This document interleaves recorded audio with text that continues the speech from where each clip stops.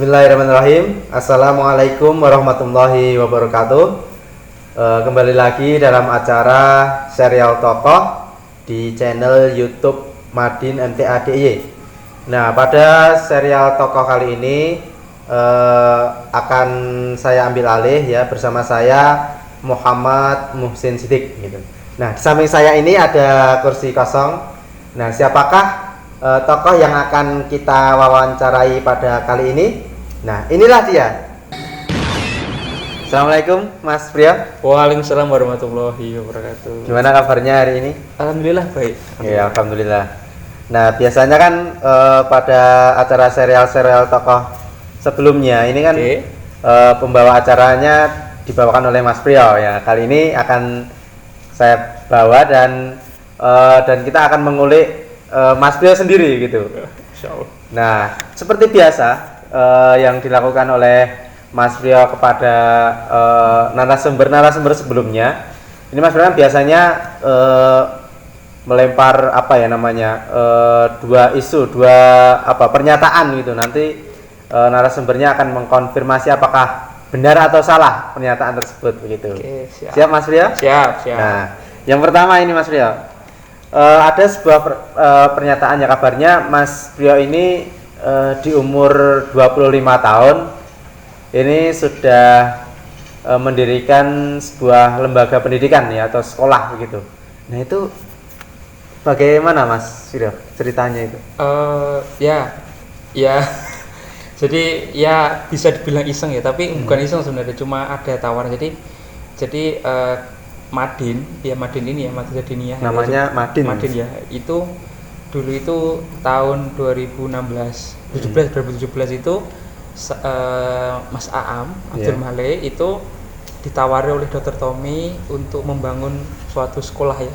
Seperti itu. Karena di Jogja itu kan dilihat secara background memang banyak sekali mungkin bisa dikenal sebagai kota pelajar seperti itu. Tapi dibanding dengan perwakilan lain itu memang kita belum mempunyai pendidikan jenjang pendidikan seperti itu ya. Iya, akhirnya ada inisiatif dari Dr. Tommy, gimana kalau kita membuat suatu pendidikan seperti itu. Tapi karena pendidikan itu kan perlu proses, maksudnya pembangunan itu proses. Jadi kami bangun dari yang kecil, yang lingkupnya informal. Nah, setelah itu Mas Aam itu ngajak saya untuk bergabung untuk manajemen. Jadi kita mempersiapkan kurikulumnya, kita mempersiapkan pengajarnya seperti itu. Jadi ya dan itu ketika ditawari ya, itu saya masih menempuh magister, jadi belum lulus sebenarnya.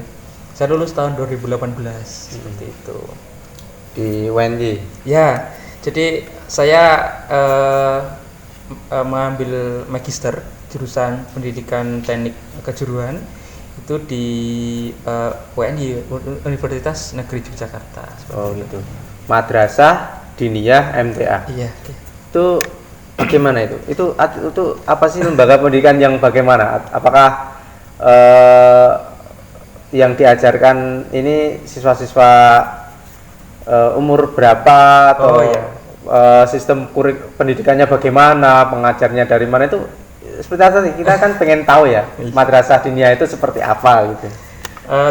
Jadi yang pertama itu secara dasarnya itu ya, itu adalah Madin ya, Madrasah Diniyah itu MTA Jogja itu informal, jadi bukan pendidikan formal. Kami sebenarnya kalau dilihat secara bentuk itu seperti TPA, tapi TPA kebanyakan itu kan hanya masuk kemudian diajar oleh pengajar atau satu ustazahnya, tetapi tidak ada manajemen yang bagus, tidak ada jadwal yang tetap, kemudian juga yang penting masuk seperti itu. Tapi di Madin kami bentuk lebih terstruktur dan sistematis, jadi kami punya jenjang. Jadi Madin itu ada 3 jenjang ya, jadi ada tahsin, kemudian bahasa Arab, dan ada jenjang qiraatul kitab. Dan setiap jenjang itu ditempuh selama 3 tahun, jadi total ada 9 tahun jenjang untuk lulus dari Madin seperti itu. Nah itu ya, jadi itu mungkin sekilas ya untuk Madin. Dan kami menyasarnya memang karena pendidikan Madin itu lama, 9 tahun, itu kami sasar dari bawah, masih bawah itu dari anak-anak yang ya dari anak kecil ya, maksudnya anak kecil itu yang mungkin Anak SD kali ya. ya mungkin Umur SD. TK, SD itu SD. kami sasar untuk masuk di, soalnya kan pendidikan itu kan kalau di MTA itu kan pendidikannya itu kan pendidikan yang Formal. bukan Formal, ya.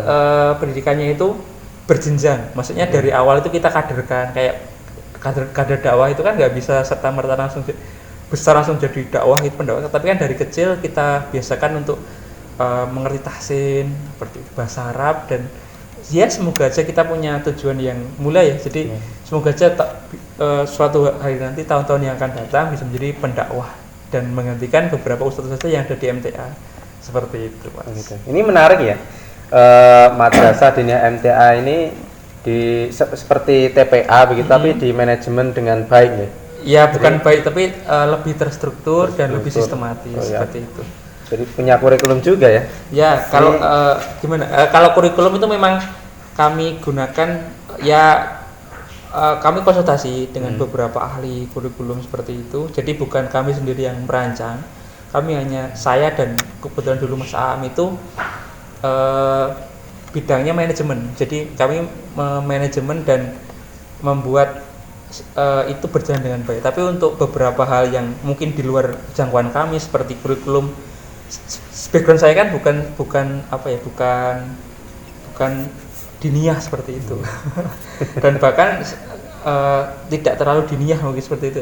Tapi ya kami bekerjasama dengan beberapa orang yang ahli di bidang itu di MTA juga, itu untuk gimana struktur yang baik ataupun kurikulum yang baik untuk anak-anak seperti itu, dari anak-anak yang tingkatan masih TK ataupun masih PAUD ya sampai ke SD seperti itu.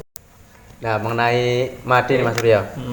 Nah, tentang Madin ini berapa pengajar yang ada di Madin? Oh ya, sampai saat ini ya Madin itu mempunyai 14 pengajar ya. 14. Seperti itu. Jadi ada 14 pengajar yang kami ambil dari mahasiswi yang tentunya warga yang kuliah di Jogja. Baik itu di UGM, ada di UNY atau perguruan tinggi yang lain seperti itu. Tapi tidak semua mahasiswa ya. Jadi kalau dilihat secara kuantitas banyak sekali mahasiswa yang ada di Jogja dan itu warga seperti itu. Tapi untuk pengajar Madin itu ada kualifikasi tertentu ya. Jadi tidak serta merta ada mahasiswa MTA di Jogja yang mau ngajar itu tidak bisa. Jadi ada kualifikasinya memang ya lebih ke bagaimana dia mengajar, kemudian skill atau pengetahuan yang bersangkutan tentang diniyah, tentang bahasa Arab, tentang tahsin, tahfidz dan lain-lain seperti itu. Oh begitu. Jadi background pengajarnya ini dari mahasiswa begitu. Ya mahasiswa, jadi mahasiswa yang masih aktif di Jogja, tapi ada beberapa yang udah lulus tapi tetap masih ikut jadi pengajar di Madin seperti itu. Oh gitu. Terus selanjutnya mengenai manajemen di Madin ini bagaimana secara profesional bisa memanage Madin ini?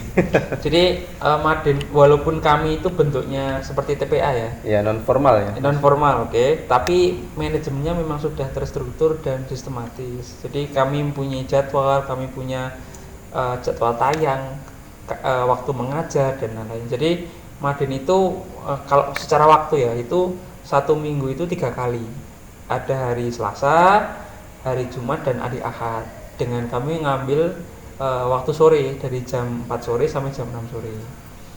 Nah, di Madin juga kami juga profesional ya. Profesional itu maksudnya bukan hanya kami mengajak atau membuat aktivitas kemajelisan yang atas dasar kemauan, tapi kami juga mengupayakan ada mungkin bentuknya gaji seperti itu. Jadi begitu. Pengajar Madin 14 pengajar Madin itu memang kami gaji seperti itu. Jadi kami gaji secara profesional tentunya. Jadi ini seperti TPA tapi dikelola seperti sekolah formal gitu. Ya, seperti sekolah formal. Jadi karena ya kalau dilihat hanya sebagai TPA itu memang akan susah berkembang. Dan kami ada beberapa target yang memang dari awal udah kami targetkan, udah kami rencanakan dan ingin kami raih lah. Untuk meraih itu kan perlu modal bentuknya. Jadi kami sadar itu, akhirnya ya kami usahakan untuk ada seperti itu. Oh gitu. Jadi memang dalam pembelajaran madrasah diniyah begitu ya, itu juga membutuhkan modal ya, terutama untuk peralatan begitu ya. Iya, seperti itu. Oke. Untuk Madin sendiri bagaimana rencana ke depan untuk Madin ini? Apakah tetap dengan sistem online seperti masa pandemi sekarang, atau nanti setelah pandemi selesai ya, insya Allah ya kita berdoa bersama semoga segera selesai begitu. Ini bagaimana rencana ke depannya gitu? Jadi gini, Madin itu selama pandemi memang kami menggunakan sistem online. Jadi mungkin tadi sudah saya jelaskan ya tentang sistem terintegrasi online-nya. Jadi ya itu masih kami pertahankan. Jadi kami juga melihat situasi dan ada kabar bahwa mungkin Juli itu udah diperbolehkan untuk tatap muka. Ya karena memang udah diperbolehkan, ya mungkin akan kami ganti menjadi model lama ya. Jadi model masuk ke kelas seperti itu. Nah,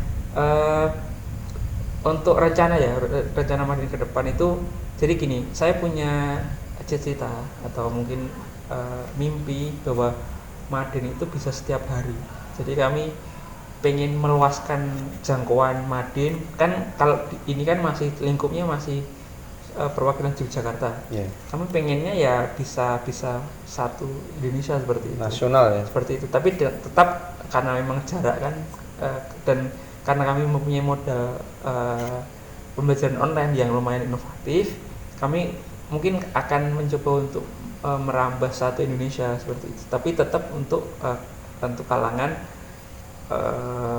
MTA seperti itu. Menggunakan sistem online. Seperti itu. Jadi mungkin yang belum mengunjungi di YouTube kami bisa melihat ya. Jadi kami ada banyak sekali video, ada hampir 200 video, dan itu pembelajaran diniyah untuk anak-anak seperti itu. Dan ya dari awal udah kami bangun, dan fondasi ini ingin kami teruskan sampai ya sebisa mungkin, sejauh mungkin dan bisa sebagus mungkin seperti itu.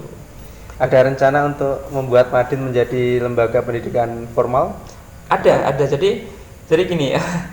Jadi kendala 3 hari dalam 1 minggu masuk itu juga menjadi kendala. Jadi kami tahun 2018 itu saya pernah ke Kemenak Jogja. Jadi mengajukan bagaimana kalau kami menjadi pendidikan formal seperti itu. Bukan pendidikan yang informal tapi terlegalisasi seperti itu dari Kemenak. Tetapi persyaratan waktu yang harus 16 jam dalam seminggu itu kami belum bisa memenuhi. Gitu. Nah, rencana ke depan memang itu ya, kami semoga dengan kami mungkin bertambah pengajar, bertambah santri-santri kami, nanti bisa 1 minggu itu bisa full. Jadi full mungkin selain hari Sabtu atau Minggu ya, atau Akad itu bisa full. Jadi 5 hari kerja atau 6 hari kerja itu bisa masuk terus seperti. Jadi untuk legalitasnya kami bisa mengajukan ke Kemenak, jadi kan kalau ada legalitas kan lebih enak seperti itu. Untuk tempatnya kalau sudah offline nanti gimana? Ya, jadi kami selama offline itu biasanya kami menggunakan majelis Depok ya. Jadi Majelis Depok di Yogyakarta itu sekaligus menjadi kantor perwakilan di Jakarta seperti itu. Betul. Ya semoga aja dengan rencana-rencana kami ke depan itu kami bisa lah untuk membangun gedung seperti itu. Sebenarnya itu menjadi cita-cita saya, dan mungkin juga dari Madin juga, agar kami bisa independen. Jadi lebih bisa berkembang, lebih membesar seperti itu. Karena ya mau nggak mau kita harus ambil tantangan bahwa ya mungkin akan susah, akan berat. Tetapi memang ya mau gimana lagi, kita udah sampai ke sini ya harus kita jalani dengan baik seperti itu. Walaupun dan saya juga apa ya berpikir eh, kalau hanya sebatas kita menyelenggarakan pendidikan itu mudah, tapi bagaimana lembaga itu berkembang itu sesuatu yang berbeda Ya. seperti itu.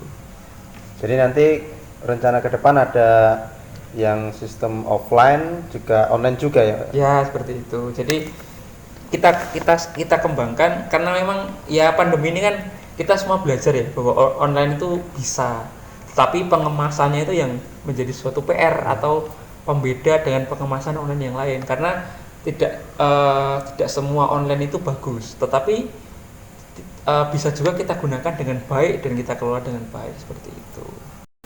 Nah, mengenai Madin lagi ya Mas ya. Iya. Jadi Mas selain sebagai salah satu ya istilahnya pendiri Madin begitu, ini Mas Priyo di Madin itu posisinya sekarang sebagai apa? Oh ya, jadi Madin itu umurnya itu sekitar hampir 3 tahun ya. Jadi 3 tahun terhitung dari tahun 2017. Ya. Dan tahun ini tuh menginjak hampir 3 tahun lebih lah. Itu dulu itu Madin itu manajemennya cuma ada, dan berarti untuk yang manajemen itu ada 2 posisi. Yang pertama ada kepala sekolah, kemudian wakil kepala sekolah. Dulu ketika Mas Aam masih ada di Jogja itu saya menjadi wakil kepala sekolah seperti itu. Kemudian Mas Aamnya jadi kepala sekolah. Tapi karena tahun 2021 ini Mas Aam itu pindah bekerja di Jember, maka ya akhirnya saya menjadi kepala sekolah seperti itu. Untuk periode 2021 saya menjadi kepala sekolah di Madin seperti itu. Nah, mengenai pembelajaran Madin sendiri ya, ini kan masih pada masa pandemi begitu. Nah, ini bagaimana agar Madin itu bisa jalan terus gitu loh? Kan kita nggak bisa ya mau mengadakan secara offline di kelas gitu. Nah, ini bagaimana jalannya selama pandemi ini? Jadi kalau dilihat lagi. Pandemi itu kan mulai Maret 2020 ya.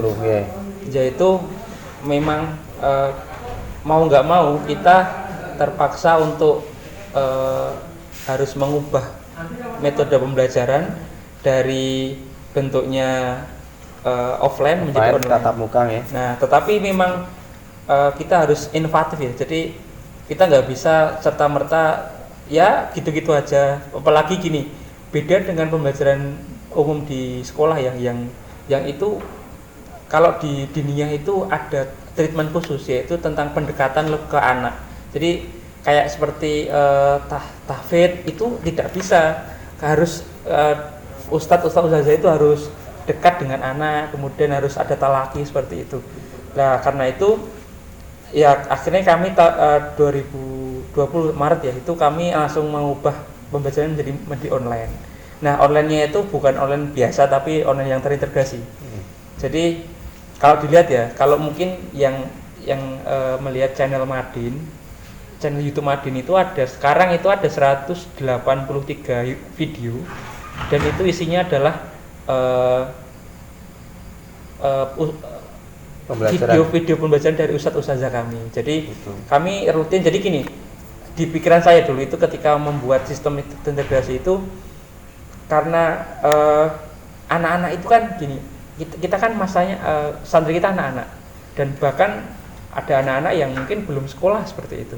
Kalau kita memaksa untuk diberikan tugas itu sangat tidak fair, tidak bijak karena tidak bisa anak itu gampang untuk mengerjakan tugas dengan baik, apalagi anak-anak segitu pasti di rumah itu ketika belajar itu pasti dibantu oleh orang tua. Maka kami memudahkan pembelajaran dengan yaitu membuat video-video pendek sekitar 10 menit ya dari pengajar-pengajar kami untuk membuat video kemudian disebarkan di YouTube ya. Jadi bisa dilihat berkali-kali dan kapanpun dan dimanapun seperti itu. Kemudian YouTube itu dilinkkan ke grup. Jadi kami yang kelas-kelasnya itu dijadikan grup-grup seperti itu.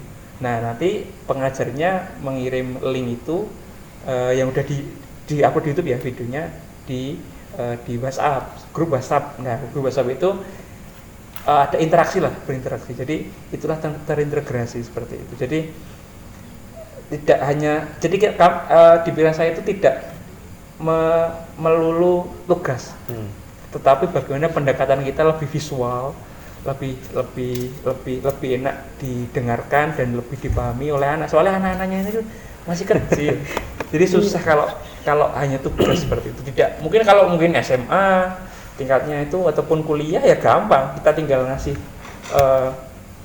tugas ya sudah. Tapi kalau anak-anak itu sangat susah, jadi perlu treatment khusus dan perlu inovasi yang bagus dari lembaga untuk gimana pembelajaran yang ada itu bisa lebih bagus, dan walaupun pandemi dan daring online jarak jauh tapi bisa tetap tetap menarik seperti itu.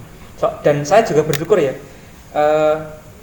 pengajar-pengajar di Madin itu secara skill, walaupun mungkin awal-awalnya agak susah ya membuat video itu, tetapi lama-kelamaan itu mereka sudah terbiasa ya? Bukan terbiasa tapi kreatif, jadi menambah efek-efek seperti itu kan luar biasa ya. Maksudnya luar biasa itu saya nggak menyangka bisa berkembang secepat itu. Jadi pandemi ini bisa menjadi ajang bagi kreativitas pengajar gitu ya, untuk meningkatkan lagi kemampuannya gitu. Ya salah satunya itu ya. Jadi ya alhamdulillahnya bisa lah mereka berkembang secara mungkin yang belum bisa ngedit video seperti itu. Saya nggak menyangka mereka itu bisa ngedit video dengan baik seperti itu. Ini inovatif sekali ya, menarik. Di saat pandemi ini ternyata ada alternatif lain bagaimana kita tetap mengadakan pembelajaran untuk madrasah diniyah ini. Ini sangat menarik gitu Mas Brio. Mungkin cukup ya untuk statement yang pertama. Ini ada statement yang kedua nih Mas Brio. Oke. Nah, ini kabarnya Mas Brio ini punya hobi ekstrim selain mengaji gitu. Nah, apa itu hobi ekstrimnya itu Mas Brio? Ya gini, ya mungkin ini di luar pendidikan. Di luar pendidikan betul. Jadi saya kan kalau pekerjaan utama saya kan dosen ya. Jadi saya di mana? Dosen? Di Universitas PGRI Yogyakarta. Oh gitu. Jadi saya lulus magister itu tahun 2018. Kemudian tahun 2019 ketika umur saya itu berapa nih? 27 tahun itu alhamdulillah diterima jadi dosen di perguruan tinggi swasta di Jogja. Nah, tetapi untuk hobi yaitu ya selain ya, jadi saya tuh gini, kalau dilihat secara runtut dari awal yaitu saya tuh mulai hobi yang ekstrim ya, mungkin bahasanya ekstrim itu tahun 2011. Jadi apa itu hobinya itu? Ya gini, jadi dulu tahun 2011 itu kan saya masuk kuliah awal masuk kuliah 1 di UNS. Itu saya mulai masuk di organisasi yang semi mapala seperti itu. Jadi akhirnya ya itu saya tahu pertama kali naik gunung. Jadi hobi yang saya tekuni pertama itu naik gunung ya. Jadi tahun 2011 itu saya naik gunung pertama kali, Gunung Lawu. Saya ingat betul ya. Jadi pertama kali naik Gunung Lawu, dan dengan ya mungkin pertama kali naik gunung kan nggak seproper orang naik gunung ya. Tapi itu sangat berkesan bagi saya, itu pertama kali. Dan sampai tahun 2018 itu saya naik gunung, jadi berkali-kali naik gunung. Jadi kalau di total itu ada mungkin 18 kali naik gunung. Dan untuk Gunung Lawu sendiri ya, itu saya sudah sampai ke puncak itu 9 kali. Kemudian Merbabu itu 4 kali, Sumbing 2 kali. Dan tetapi kalau Lawu itu kayaknya seperti apa ya? Seperti pekarangan sendiri ya. Soalnya dulu ketika kayak rumah sendiri. Iya. Soalnya dulu ketika saya S1 ya, dulu di WNS itu kegiatan saya itu memang banyak sekali di sekitar Gunung Lawu. Jadi ada di Bukit Mongkrang, ada di mungkin daerah Belumbangan, daerah di selatannya Gunung Lawu itu sering. Jadi tapi untuk naik gunung yang sampai puncak, jadi kalau di total mungkin naik Gunung Lawu itu udah puluhan kali ya. Tapi untuk yang sampai puncak itu berapa ya? 9 kali seperti itu. Dan ke Gunung Lawu itu saya tuh berbagai cara ya. Jadi saya tuh hafal rute. Jadi beberapa kali lewat Candi Cetho, via Cemoro Kandang ataupun Cemoro Sewu, dan dengan ngecamp, pertama kali ngecamp, kemudian juga TikTok itu teknik berjalan sehari sekali tok, jadi naik kemudian turun, dan juga lari trail. Jadi saya juga selain naik gunung, saya juga beberapa kali ya itu lari trail di Lawu seperti itu. Dan ya itu lalu di Lawu. Kemudian untuk lari sendiri, jadi selain naik tadi naik gunung, kemudian saya juga lari juga suka nggih? Suka lari nggih. Jadi saya tuh memulai lari itu tahun 2019 akhir. Jadi pertama kali itu saya ikut kegiatan Siksorogo namanya. Jadi itulah Siksorogo. Ya. Jadi itu semacam lari tapi di gunung. Oh. Dan kebetulan itu ada di event di Skipan. Jadi lari 15 km tapi di gunung seperti itu dengan waktu 4 jam. Ya, tapi menyenangkan ya. Jadi lari-lari di gunung, dan beberapa kali juga sampai ke puncak Lawu itu saya lari trail. Kalau bahasanya kan ada, kalau lari itu kan ada dua. Ada road yang di aspal, yang datar. Kemudian kalau ada lari trail, yang trail itu yang ada di gunung-gunung seperti itu. Oh gitu. Itu tahun 2019 akhir lah ya. Kemudian tapi tahun 2017-an itu saya mengenal sepeda. Ganti lagi. Ya, bukan ganti tapi berbarengan ya. Oh, jadi, tambah lagi ya. Berarti. Iya, dari 2017 itu saya mulai. Jadi gini, ada fase mungkin yang naik gunung itu juga udah merasa kalau ada fase ketika ya saya menyadari dulu naik gunung itu karena banyak teman-teman saya yang juga naik gunung.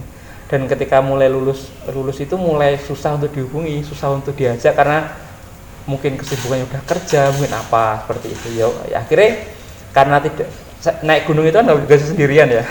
Akhirnya tahun 2017 itu saya mulai sedikit mengurangi naik gunung karena memang sudah susah diajak teman-teman saya, menemukan olahraga namanya sepeda. Jadi dulu pertama kali sepeda itu di Matese. Jadi di kaki Karanganyar ya, di kaki Gunung Lawu. Ya sekitar Astana Giri Bangun itu makam Presiden Soeharto seperti itu. Sampai sekarang seperti itu. Nah, ini menarik ya. Jadi walaupun di saat kesibukan Mas Brio ini ya sebagai dosen, terus ngurusi Madin, ternyata juga punya hobi yang banyak begitu ya, ekstrim pula gitu ya. Naik gunung, terus larinya pun ke gunung gitu ya. Terus juga sepeda juga itu. Ini gimana ngatur waktunya Mas Brio? Ya diatur aja. Jadi mindset saya itu kan gini. Sebenarnya hobi-hobi saya yang seperti naik gunung. Mungkin naik gunung sudah jarang ya. Yang masih saya tekuni adalah seminggu sekali itu kan sepeda. Jadi saya tuh seminggu sekali itu sepedaannya luar kota.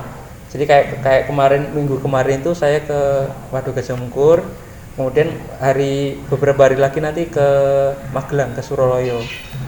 Jadi ya karena saya tuh suka, dan kebetulan tanggung jawab saya sebagai pekerjaan sebagai dosen, kemudian juga mengurusi Madin itu kan ya tanggung jawab aja. Jadi ya wis dibagi aja. Sebenarnya kan kalau kita senang sesuatu ya kayaknya bisa-bisa aja melakukan berbarengan seperti itu. Alhamdulillah. Jadi memang begitu ya teman-teman dan pemirsa sekalian, bahwa pekerjaan itu tetap harus profesional gitu juga. Tapi juga di sisi lain ngaji juga jadi tujuan utama pula ya. Ngurusi Madin juga. Terus hobinya juga tersalurkan gitu. Ini jadi motivasi kita untuk agar kehidupan kita ini berkualitas gitu ya. Jadi dari kehidupan dunia dan akhirat terpenuhi, juga hobi juga bisa terpenuhi gitu. Ya mungkin sekian podcast pada kali ini ya. Nantikan podcast selanjutnya bersama narasumber yang menarik begitu ya.